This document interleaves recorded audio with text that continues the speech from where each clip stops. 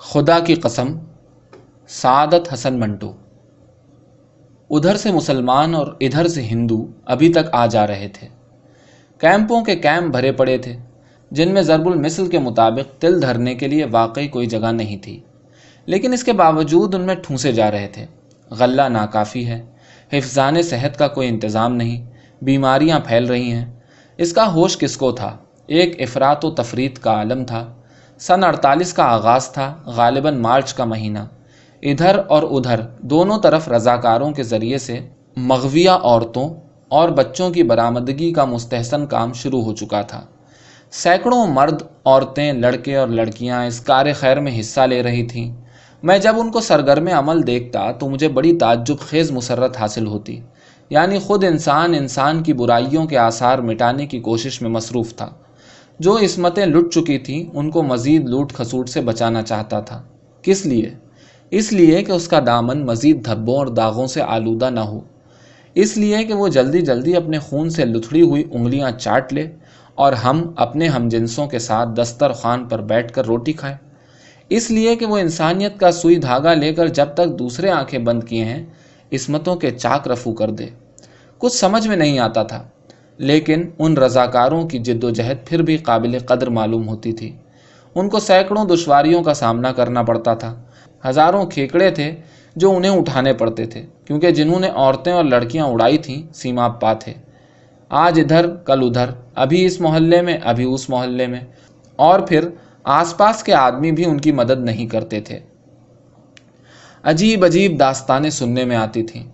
ایک لیاجاں افسر نے مجھے بتایا کہ سہارنپور میں 2 لڑکیوں نے پاکستان میں اپنے والدین کے پاس جانے سے انکار کر دیا۔ دوسرے نے بتایا کہ جب جالندھر میں زبردستی ہم نے ایک لڑکی کو نکالا تو قابض کے سارے خاندان نے اسے یوں الوداع کہی جیسے وہ ان کی بہو ہے اور کسی دور دراز سفر پر جا رہی ہے۔ کئی لڑکیوں نے راستے میں والدین کے خوف سے خودکشی کر لی۔ بعض صدموں کی تاب نہ لا کر پاگل ہو چکی تھیں۔ کچھ ایسی بھی تھیں جن کو شراب کی لت پڑ چکی تھی۔ ان کو پیاس لگتی تو پانی کے بجائے شراب مانگتی اور ننگی ننگی گالیاں بکتیں۔ میں ان برآمد کی ہوئی لڑکیوں اور عورتوں کے متعلق سوچتا تو میرے ذہن میں صرف پھولے ہوئے پیٹ ابھرتے۔ ان پیٹوں کا کیا ہوگا؟ ان میں جو کچھ بھرا ہے اس کا مالک کون ہے؟ پاکستان یا ہندوستان؟ اور وہ 9 مہینوں کی بار برداری، اس کی اجرت پاکستان ادا کرے گا یا ہندوستان؟ کیا یہ سب ظالم فطرت کے بہی کھاتے میں درج ہوگا؟ مگر کیا اس میں کوئی صفحہ خالی رہ گیا ہے؟ برآمدہ عورتیں آ رہی تھیں، برآمدہ عورتیں جا رہی تھیں۔ میں سوچتا تھا کہ یہ عورتیں مغویہ کیوں کہلائی جاتی تھیں؟ انہیں اغوا کب کیا گیا ہے؟ اغوا تو ایک بڑا رومانٹک فعل ہے جس میں مرد اور عورتیں دونوں شریک ہوتے ہیں۔ یہ تو ایک ایسی کھائی ہے جس کو پھاندنے سے پہلے دونوں روحوں کے سارے تار جھنجھنا اٹھتے ہیں۔ لیکن یہ اغوا کیسا ہے کہ ایک نہتی کو پکڑ کر کوٹری میں قید کر لیا۔ لیکن وہ زمانہ ایسا تھا کہ منطق، استدلال اور فلسفہ بیکار چیزیں تھیں۔ ان دنوں جس طرح گرمیوں میں بھی دروازے اور کھڑکیاں بند کرتے سوتے تھے، اسی طرح میں نے بھی اپنے دل و دماغ کی بھی سب کھڑکیاں دروازے بند کر دیے تھے، حالانکہ انہیں کھلا رکھنے کی زیادہ ضرورت اسی وقت تھی۔ لیکن میں کیا کرتا؟ مجھے کچھ سوچتا ہی نہیں تھا۔ برآمدہ عورتیں آ رہی تھیں، برآمدہ عورتیں جا رہی تھیں۔ یہ درآمد اور برآمد جاری تھی، تمام تاجرانہ خصوصیات کے ساتھ۔ صحافی، افسانہ نگار اور شاعر اپنے قلم اٹھائے شکار میں مصروف تھے، لیکن افسانوں اور نظموں کا ایک سیلاب تھا جو عمدہ چلا آ رہا تھا۔ فلموں کے قدم اکھڑ اکھڑ جاتے تھے، اتنے سید تھے کہ سب بوکھلا گئے تھے۔ ایک لیاجاں افسر مجھ سے ملا، کہنے لگا، تم کیوں گمسم رہتے ہو؟ میں نے کوئی جواب نہیں دیا۔ اس نے مجھے ایک داستان سنائی۔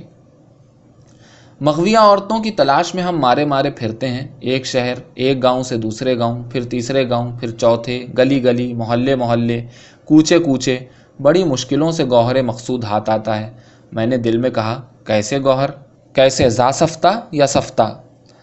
تمہیں معلوم نہیں ہمیں کتنی دقتوں کا سامنا کرنا پڑتا ہے۔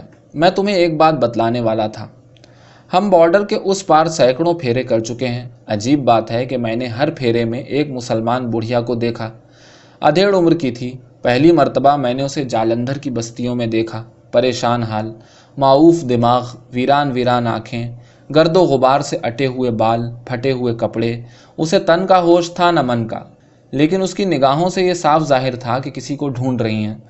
مجھے بہن نے بتایا کہ یہ عورت صدمے کے باعث پاگل ہو گئی ہے، پٹیالہ کی رہنے والی ہے۔ اس کی اکلوتی لڑکی تھی جو اسے نہیں ملتی۔ ہم نے بہت جتن کیے ہیں اسے ڈھونڈنے کے لیے، لیکن ناکام رہے ہیں۔ غالباً بلووں میں ماری گئی ہے، لیکن بڑھیا یہ نہیں مانتی۔ دوسری مرتبہ میں نے اس پگلی کو سہارنپور کے لوریوں کے اڈے پر دیکھا۔ اس کی حالت پہلے سے کہیں زیادہ ابتر اور خستہ تھی۔ اس کے ہونٹوں پر موٹی موٹی پپڑیاں جمی تھیں، بال سادھوؤں کے سے بنے تھے۔ میں نے اس سے بات چیت کی اور چاہا کہ وہ اپنی موہوم تلاش چھوڑ دے۔ چنانچہ میں نے اس سے بہت سنگ دل بن کر کہا، مائی، تیری لڑکی قتل کر دی گئی تھی۔ پگلی نے میری طرف دیکھا۔ قتل؟ نہیں۔ اس کے بعد لہجے میں فولادی تیقن پیدا ہو گیا۔ اسے کوئی قتل نہیں کر سکتا، میری بیٹی کو کوئی قتل نہیں کر سکتا۔ اور وہ چلی گئی اپنی موہوم تلاش میں۔ میں نے سوچا، ایک تلاش اور پھر موہوم۔ لیکن پگلی کو کیوں اتنا یقین تھا کہ اس کی بیٹی پر کوئی کرپان نہیں اٹھ سکتی، کوئی تیز دھار چھرا اس کی گردن کی طرف نہیں بڑھ سکتا؟ کیا وہ امر تھی یا اس کی مامتا امر تھی؟ مامتا تو خیر امر ہوتی ہے، پھر کیا وہ اپنی ممتا ڈھونڈ رہی تھی؟ کیا اس نے اسے کہیں کھو دیا؟ تیسرے پھیرے پر میں نے اسے دیکھا، اب وہ بالکل چیتھڑوں میں تھی، قریب ننگی۔ میں نے اسے کپڑے دیے، لیکن اس نے قبول نہ کیے۔ میں نے اس سے کہا، مائی، میں سچ کہتا ہوں، تیری لڑکی پٹیالہ ہی میں قتل کر دی گئی تھی۔ اس نے پھر اسی فولادی تیقن کے ساتھ کہا، تو جھوٹ کہتا ہے۔ میں نے اس سے اپنی بات منوانے کی خاطر کہا، نہیں، میں سچ کہتا ہوں، کافی رو پیٹ لیا ہے تم نے، چلو میرے ساتھ، میں تم کو پاکستان لے چلوں گا۔ اس نے میری بات نہ سنی اور بڑبڑانے لگی۔ بڑبڑاتے وہ ایک دم چونکی۔ اب اس کے لہجے میں تیقن فولاد سے بھی زیادہ ٹھوس تھا۔ نہیں، میری بیٹی کو کوئی قتل نہیں کر سکتا۔ میں نے پوچھا، کیوں؟ بڑھیا نے ہولے ہولے کہا، وہ خوبصورت ہے، اتنی خوبصورت کہ اسے کوئی قتل نہیں کر سکتا، اسے تماچا تک نہیں مار سکتا۔ میں سوچنے لگ گیا، وہ واقعی اتنی خوبصورت تھی؟ ہر ماں کی آنکھوں میں اس کی اولاد چندے آفتاب و چندے مہتاب ہوتی ہے، لیکن ہو سکتا ہے کہ وہ لڑکی در حقیقت خوبصورت ہو، مگر اس طوفان میں کون سی خوبصورتی ہے جو انسان کے کھردرے ہاتھوں سے بچی ہے؟ ہو سکتا ہے پگلی اس خیال خام کو دھوکہ دے رہی ہے۔ فرار کے لاکھوں راستے ہیں، دکھ ایک ایسا چوک ہے جو اپنے گرد لاکھوں بلکہ کروڑوں سڑکوں کا جال بن دیتا ہے۔ بارڈر کے اس پار کئی پھیرے ہوئے، ہر بار میں نے اس پگلی کو دیکھا۔ اب وہ ہڈیوں کا ڈھانچہ رہ گئی تھی، بینائی کمزور ہو چکی تھی، ٹٹول کر چلتی تھی، مگر اس کی تلاش جاری تھی بڑی شد و مت سے۔ اس کا یقین اسی طرح مستحکم تھا کہ اس کی بیٹی زندہ ہے، اس لیے کہ اسے کوئی مار نہیں سکتا۔ بہن نے مجھ سے کہا کہ اس عورت سے مغز ماری فضول ہے، اس کا دماغ چل چکا ہے، بہتر یہی ہے کہ تم اسے پاکستان لے جاؤ اور پاگل خانے میں داخل کرا دو۔ میں نے مناسب نہ سمجھا کہ میں اس کی موہوم تلاش جو اس کی زندگی کا واحد سہارا تھی، میں اس سے چھین لوں۔ میں اسے ایک وسیع و عریض پاگل خانے سے، جس میں وہ میلوں کی مسافت طے کر کے اپنے پاؤں کے آبلوں کی پیاس بجھا سکتی تھی، اٹھا کر ایک مختصر سی چار دیواری میں قید کرانا نہیں چاہتا تھا۔ آخری بار میں نے اسے امرتسر میں دیکھا۔ اس کی شکستہ حالی کا یہ عالم تھا کہ میری آنکھوں میں آنسو آ گئے۔ میں نے فیصلہ کر لیا کہ میں اسے پاکستان لے جاؤں گا اور پاگل خانے میں داخل کرا دوں گا۔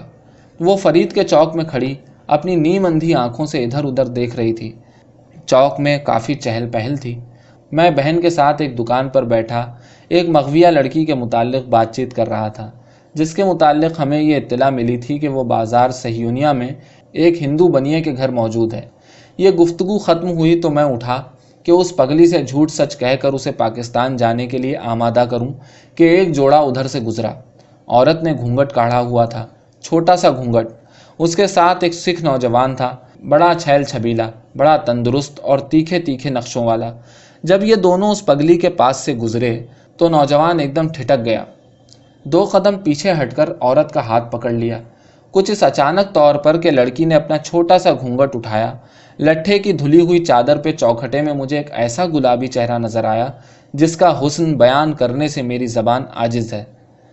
میں ان کے بالکل پاس تھا۔ سکھ نوجوان نے اس حسن و جمال کی دیوی سے اس پگلی کی طرف اشارہ کرتے ہوئے سرگوشی میں کہا، تمہاری ماں؟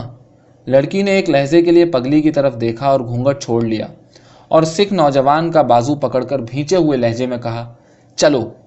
اور وہ دونوں سڑک سے ادھر ذرا ہٹ کر تیزی سے آگے نکل گئے۔ پگلی چلائی، بھاگ بھری، بھاگ بھری۔